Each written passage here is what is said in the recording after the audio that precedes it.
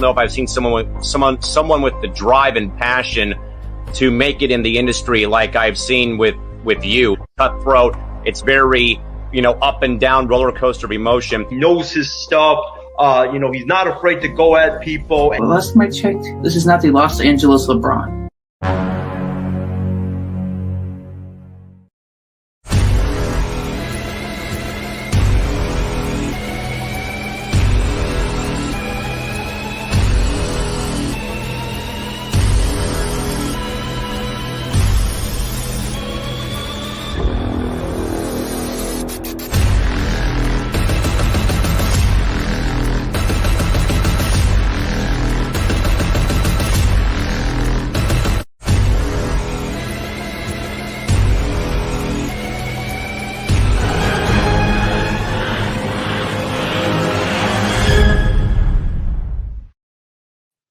Well, hello there. Welcome to the second ever episode of the NFL Sunday Morning Preview Show, but this with a twist. We're also having the Fantasy Quick Football Show here combined into one every single Sunday. These episodes will come out every single Sunday during the NFL season at 10 a.m. Central Standard Time, 11 a.m. Eastern, and of course 8 a.m. Pacific. But we can't wait to dive into this, folks. But like we do before we always get started before every show, let's go to this morning's prayer break.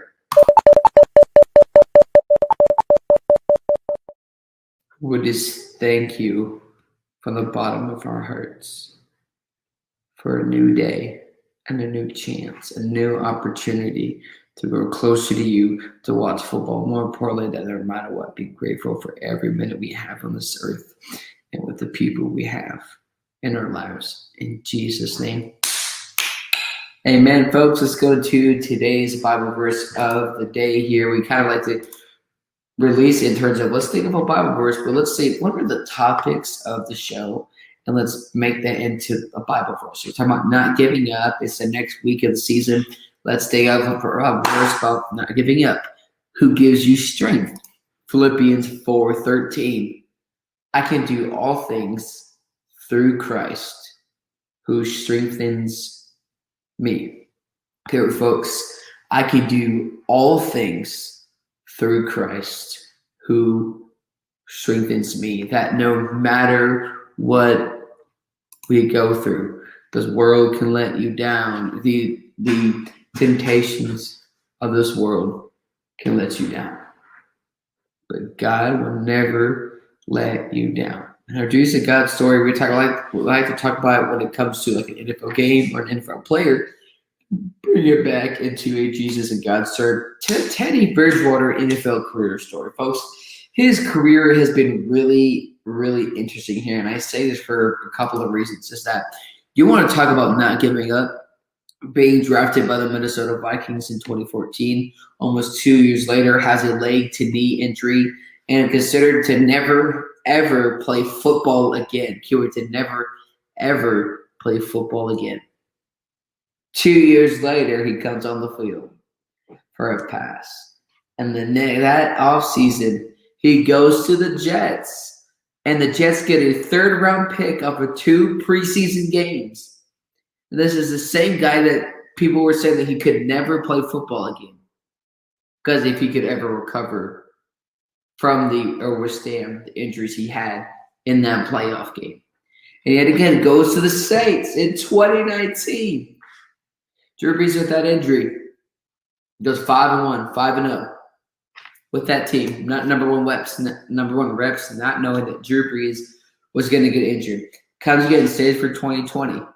And then this offseason comes to the Denver Broncos. Week 1, wins the game, plays like Teddy Bridgewater has played with the Saints in short times that he did with the Minnesota Vikings. If the Teddy Bridgewater NFL story doesn't inspire you to not give up, and that God always has your back and you have your faith in him, then I don't know what will, folks. But with God, all things are possible. But let's go to NFL Sunday Preview Show / Fantasy Football, where we will preview each NFL game to today and Sunday Night Football. And we will bring the fantasy football in, a load of both, talk about each game, talk about guys who should or shouldn't start, and then we'll go to the next game here. The first Sunday football game we have is a classic matchup between the Las Vegas Raiders and the Pittsburgh Steelers. You know what happened this past Monday, the amazing thriller of Monday Night Football with the Las Vegas Raiders versus the Baltimore Ravens at home. And what was so great about that game is despite the offensive mistakes by Derek Carr, he didn't let that mentally discourage him from coming back and bringing this team to the game winner in overtime at home, and also the first game at that stadium with fans. That's what makes it even more special here, folks. Here, Pittsburgh Steelers face off against the Las Vegas Raiders here. We're really talking from a pinpoint of the Steelers. So you got Big Ben, you got Najee Harris. As much as I love like what the Steelers did with Najee Harris, hey, John, 3.2 yards per carry. He played terrible. It's his first game. He's gonna light it up though. But the question is, if you're Najee Harris to the Pittsburgh Steelers, Max Crosby was pressuring the Ravens offensive line. Do you think that Max Crosby isn't going to be able to pressure the Steelers offensive line? So I suggest you folks here, if you're looking at kind of fantasy football and what team to start on defense as we're looking at these games right here overall, I have to suggest that you should make sure you have the Raiders defense either on your bench or as your starter, because you're looking at a lot of these games, a lot of exciting Sunday football games. I'm telling you, if you have a chance to get the Raiders defense to start in Sunday football week 2, I highly suggest that you do. Put them as your starter or put them on your bench. But make sure they're there, because that Las Vegas Raiders defense could very show up in this game. But kind of breaking it down more, the Steelers versus the Raiders. Do the Raiders offense or team have their momentum? Do they have their identity? What's their recipe? Like, what's their rhythm? Like they were saying, speak for yourself yesterday. I'm not sure the Raiders know what their rhythm is as an offense yet. And it could be, do you run a couple of plays, get a couple of short passes? Derek Carr can still throw the long ball. People tend to think that Derek Carr is a bum. He was there for 400-plus passing yards yesterday. But while I do say I suggest you should have a chance to get the Raiders defense to start against the Steelers this Sunday, I will say that though, but I would not suggest starting Derek Carr if you have Derek Carr on your fantasy football lineup, because how do you think the Steelers won that game last week? It wasn't because of Big Ben. He played terrible. It wasn't because of Najee Harris. It was because of that defense. And small offensive line penalties versus the Ravens could harm you in this game. But if you're looking for, should you start the Raiders off? Should you start Derek Carr or any of their offensive weapons or the Raiders defense? I suggest you start the Raiders defense in this game. I'm here to make a lot of mistakes when it comes to fantasy football. Be a lot of fun. But kind of the key matchup here is Max Crosby and Najee Harris. How many times is the Steelers offensive line going to allow Max Crosby to pressure the offensive line to get to Ben Roethlisberger, to get to Najee Harris? Because if there's any indication what happened against the Ravens, it can be a long day for Big Ben in that Pittsburgh Steelers offensive line. But I do pick the Las Vegas Raiders to win in a close game overall. Next game here is San Francisco 49ers versus the Philadelphia Eagles. Kind of, if you look at it from here, D Ford is back. You got all these guys are back. Unfortunately, Jason Verrett is out for the year. Again, folks, with a torn ACL. But if you're looking at it from the Niners or the Eagles' perspective, yes, Jalen Hurts and the Eagles played very well in week 1. You can say, oh, who was their opponent? It was the Falcons, the defense. Boys, it was just one game, yes. And I'm not a Jalen Hurts fan. I don't think he'll make it as a starter in the NFL. But, folks, I hope I'm wrong here. But with them facing the Falcons, they got no passing attack. They don't got, good interior defensive linemen. On the other hand, you're playing against the San Francisco 49ers this Sunday, who have actually Kinlaw, you got D Ford, you got Armstead, you got Bosa, you got all of these guys on the interior defensive line that are going to embarrass the Eagles' offensive line. The Jalen Hurts played phenomenal 300-plus yards against the Atlanta Falcons defense, who is not necessarily known for pressuring the quarterback or opposing the offensive line. But now you got a defense and the San Francisco 49ers who can pressure an offensive line, who can get to the quarterback. How is Jalen Hurts and this offense going to be handling that? I suggest you do not start Jalen Hurts against the San Francisco 49ers defense. Because if you look at it here, despite losing Jason Brett, you got so many guys on your, not just interior, your back defensive line. You got some decent passing attack. Your interior defensive line is going to be ferocious, and I don't believe the Philadelphia Eagles offensive line is going to be able to handle that pressure. So I do believe the San Francisco 49ers will win this game here. A very close one. Jimmy Garoppolo for about 250, 270, a touchdown, no picks on the day. Unfortunately, Raheem Mostert is out for the year, opting out for knee and season-ending surgery. So it could be like Jeff Wilson or whoever else they have. Running attack is going to be much better for the Niners. The defense is going to be better for the Niners. Jalen Hurts hasn't faced a defense like this in his career, so it could be a long day for Jalen Hurts and the Philadelphia Eagles offense. Again, folks, I suggest you do not start Jalen Hurts this week just because they're facing against that interior defensive line and the San Francisco 49ers. And, folks, to recap that, I picked the San Francisco 49ers to beat the Philadelphia Eagles this Sunday. This matchup right here, folks, Houston Texans versus the Cleveland Browns. Going to be a great game. I know what Houston did last week versus Jacksonville, but this is going to be a huge test. Houston's going to have to prove, was last week just a fluke, or is it just because the Jaguars' offensive line not always getting the job done? Was it the Houston's offense exposing the Jaguars' passing attack offense? Was it a welcome to the NFL rookie game against Trevor Lawrence? Can the Texans pressure the Browns? And if I'm really being honest, and as much as I want Houston to win, you can't. There's no way the interior defensive line for the Texans, even if they outbeat the offensive line for the Browns, which no way. You got Nick Chubb, you got Kareem Hunt, you got your third running back, you got Baker Mayfield just throwing the ball to other Odell or Jarvis Landry or David Njoku or Austin Hooper, who signed the 2020 offseason. Too many weapons. So by the time the Texans defense tries to pressure Baker Mayfield, you already got the ball out to the receivers. You already got the ball to the running back. And on top of that, your running backs are dual threat and your receivers can block, catch, and run. The Texans defense has no chance of sacking Baker Mayfield this Sunday. They have no chance of pressuring the quarterback. Now, I can see anything can happen. But the key is, despite the interior defense line was maybe very interesting versus the Jaguars, the passing attack for the Texans this past Sunday was really interesting. So how does that passing attack adjust against a Browns-led offense who went to the playoffs last year and beat a key AFC North opponent, while the Texans the week before played against a team who hasn't made the playoffs in years and had a quarterback who hasn't lost in the regular season in his career until they played the Houston Texans in the first week of the 2021 season. How are they going to adjust? They haven't played Jarvis Landry and Odell. How is that team going to be handling that for the Houston Texans?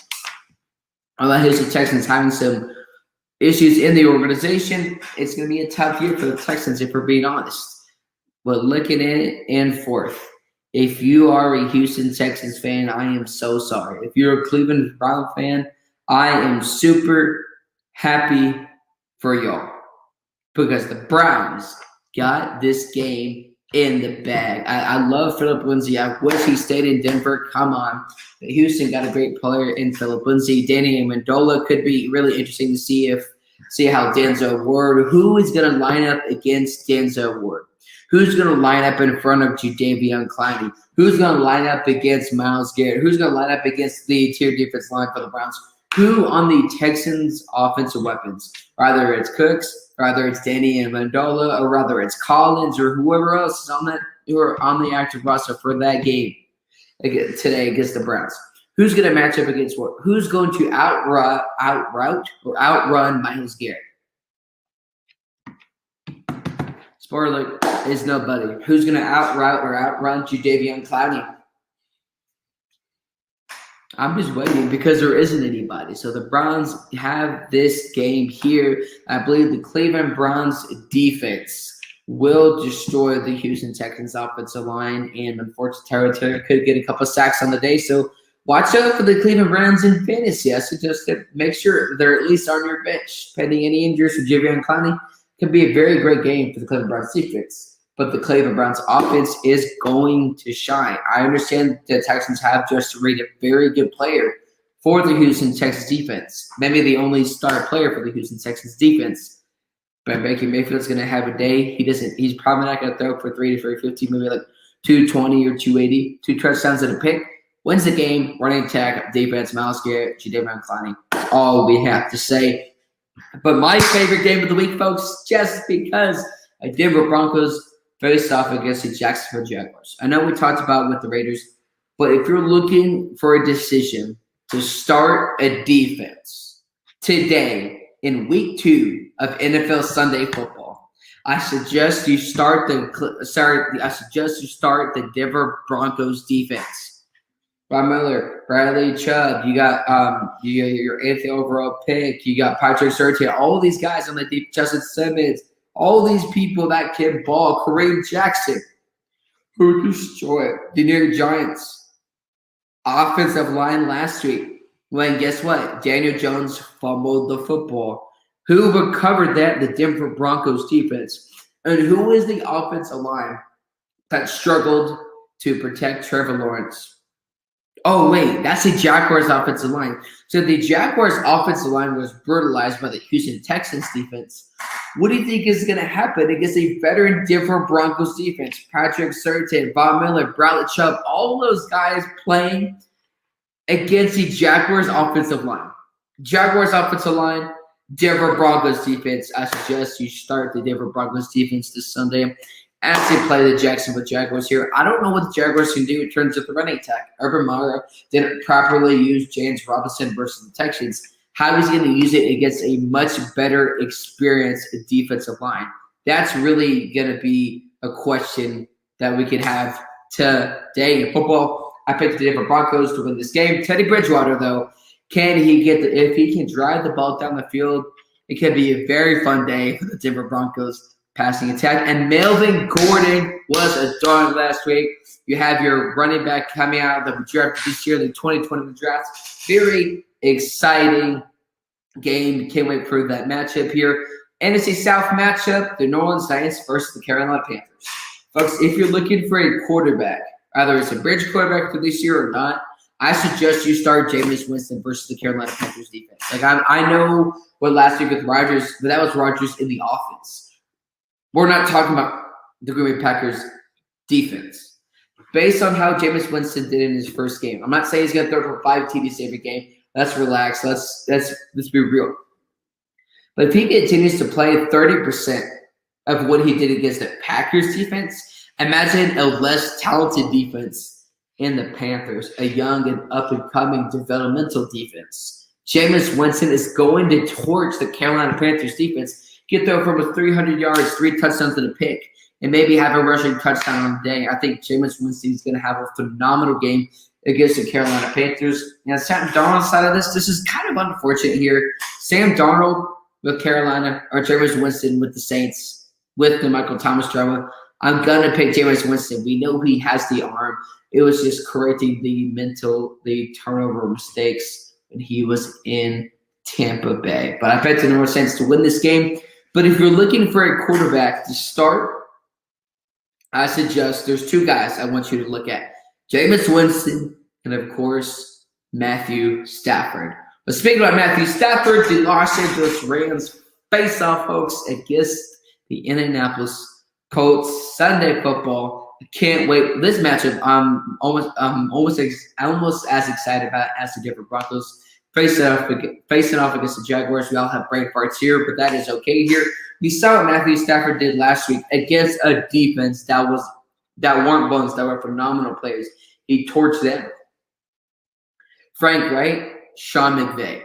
Mentally, who's smarter? That's easy. That's Sean McVay.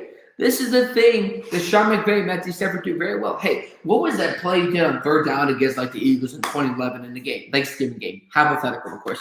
Oh, we ran a read out down the field. We did Calvin Johnson. I was out. They have such great mental memories. And that's how one of the many reasons why they're going to beat the Colts. I understand Carson Wentz is back, but he played last week. But again, the running attack, I trust better with the Rams in terms of Sonny Michel can run the football, but also he can catch the football. Rams running backs can do more than just to be a running back, and that's why they have advantage against the Colts. And you have Matthew Stafford, who I said last week, and I'll continue to say this every single week of the season. Matthew Stafford has the right coach. Matthew Stafford has the right organization. Matthew Stafford has the right team around him, and Matthew Stafford, I believe, will win MVP. I know it's just one game, but I've seen the talent with Matthew Stafford. I'm talking about it in this game, Los Angeles Rams versus the Colts. Look at the Colts defensive line last week, who they definitely, let's just say, they definitely struggled this past week, and unfortunately they were unable to defeat the Seattle Seahawks.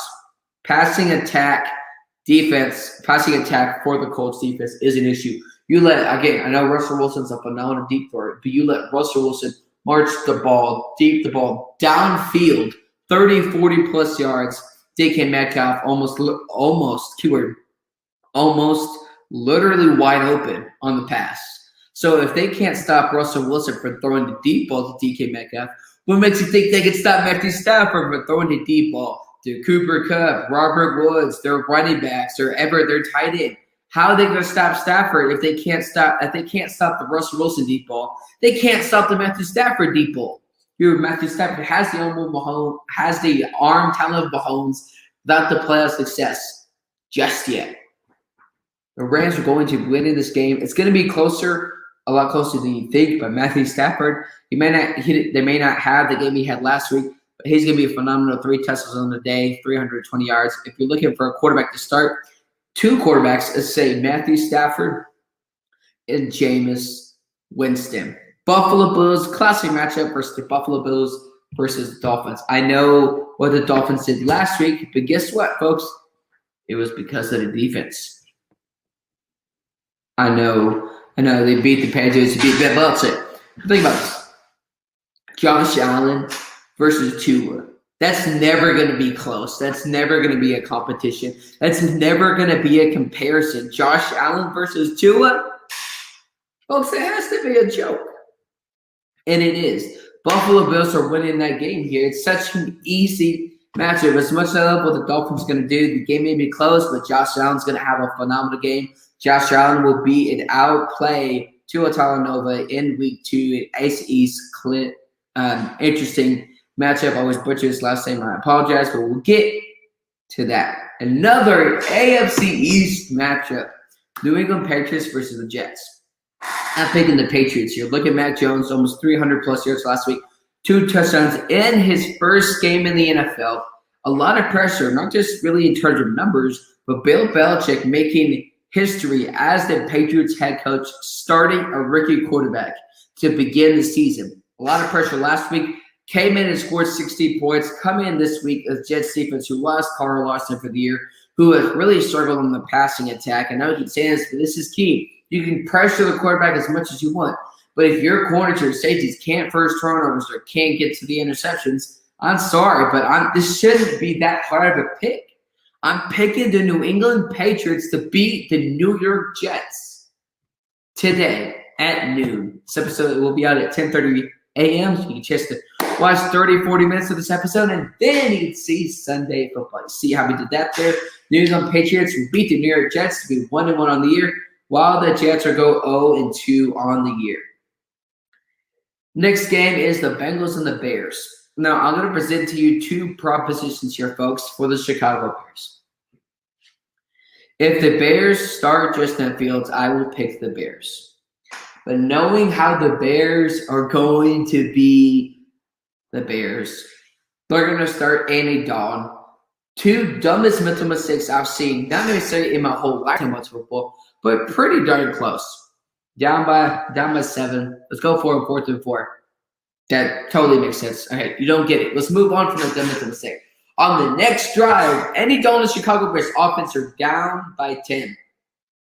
What do they do again? They go for it on 4th and 4 and miss it again and nearly throw the ball twice to Jalen Ramsey.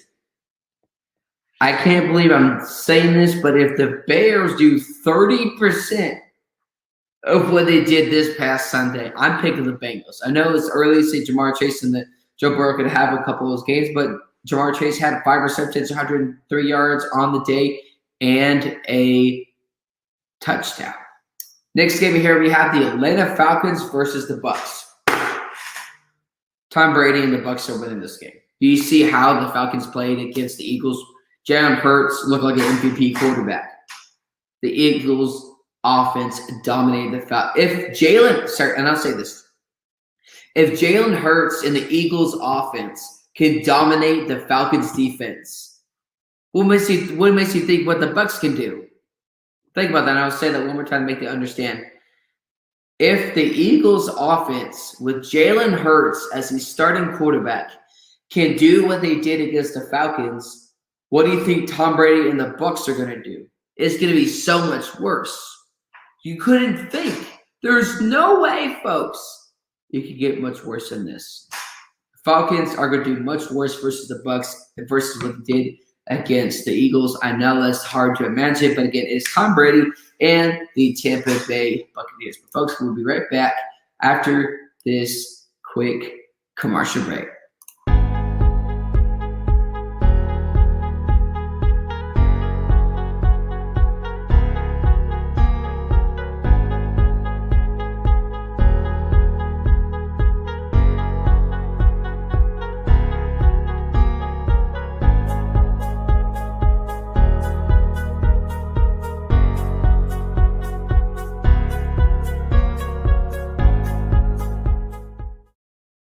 Minnesota Vikings, Arizona Cardinals. Minnesota Vikings lost last week against the Cincinnati Bengals, and that is all but laughable. In overtime, Dalvin Cook fumbled the football. Chandler Jones had 5 sacks last week. J.J. Watt was in the game. What do you think the Cardinals did last week? How do you think they're going to brutalize the already tampered, limp, starless Vikings offensive line? Chandler Jones, Isaiah Simmons, J.J. Watt. That's all we have to say. Vikings have no chance in this game. Titans, Seahawks. I'm thinking Tennessee in this game. I know he said last week Derrick Henry had less than 60 yards rushing. But if you think about it, like I've said with the Seattle Seahawks defense, you have Jamal Adams, who laid here in the passing attack, trying to be a safety, free safety, or trying to play corner. Who do the Seattle Seahawks have on the interior defensive line that's going to stop Derrick Henry? Nobody on the interior Seattle defensive line is going to stop Derrick Henry. And Derrick Henry's going to have 160 yards rushing, 2 TDs on the day. And I suggest you start Derrick Henry this Sunday against the Seattle Seahawks rushing defensive line. Dallas Cowboys versus the Chargers. I can't believe I'm saying this, folks. Are we making history, or are we just here for fluff? Folks, I'm picking the Dallas Cowboys to beat the Los Angeles Chargers this week.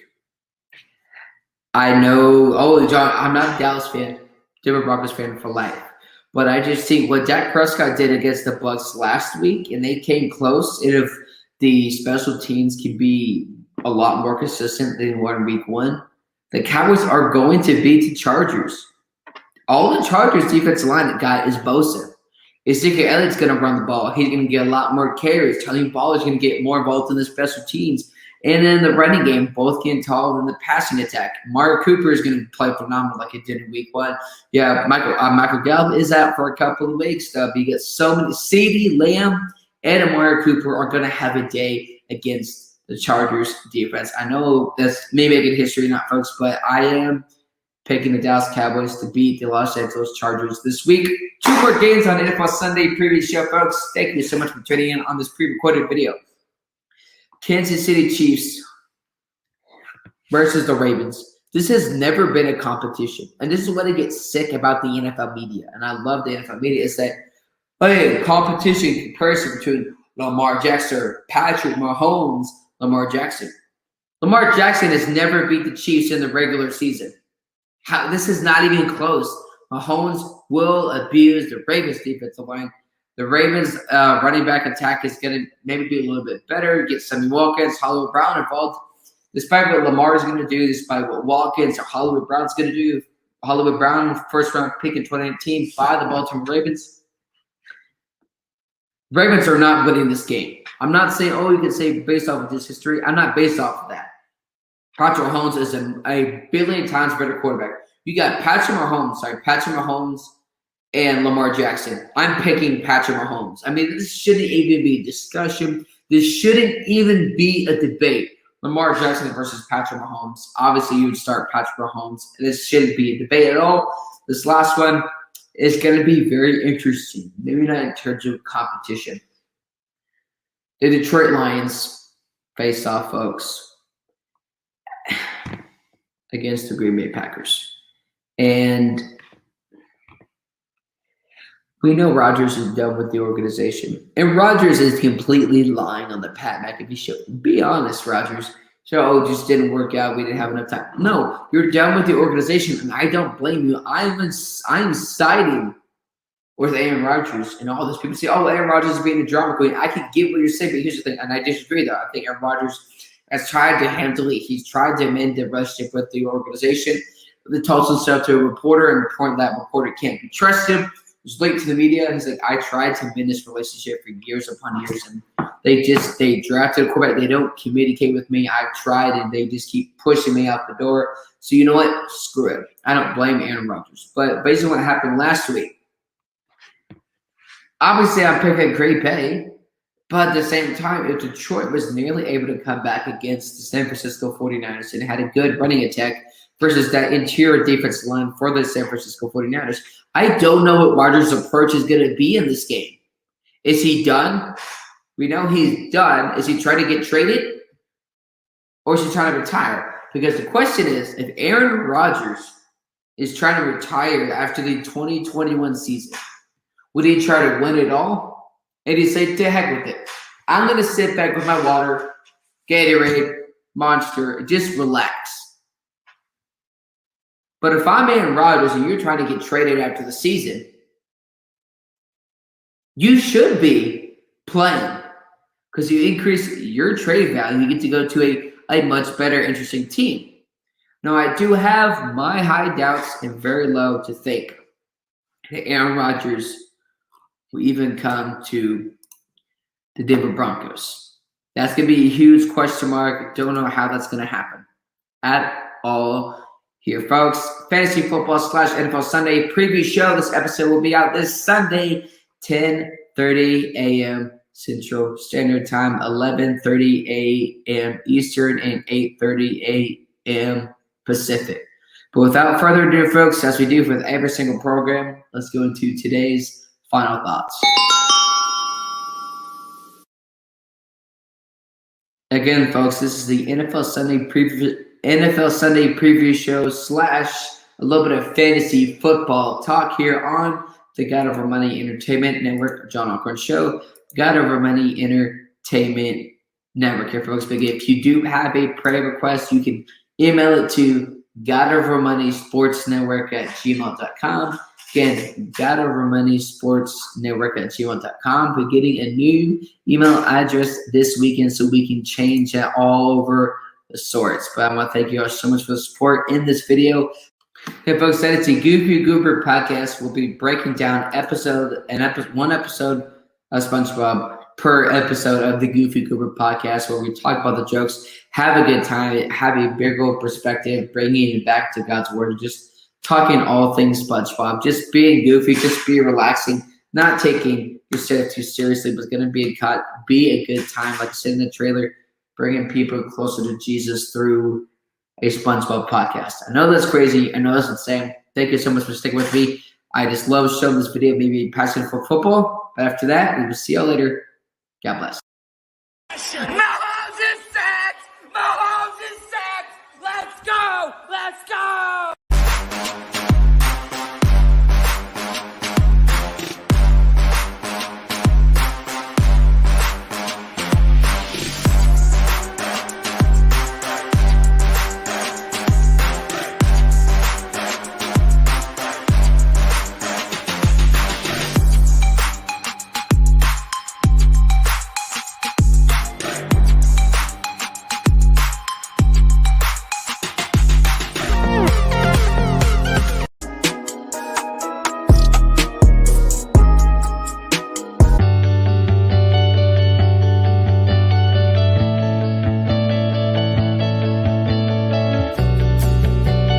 don't know if I've seen someone with the drive and passion to make it in the industry like I've seen with you. Cutthroat. It's very, up and down roller coaster of emotion. He knows his stuff. He's not afraid to go at people. Well, last time I checked, this is not the Los Angeles LeBron.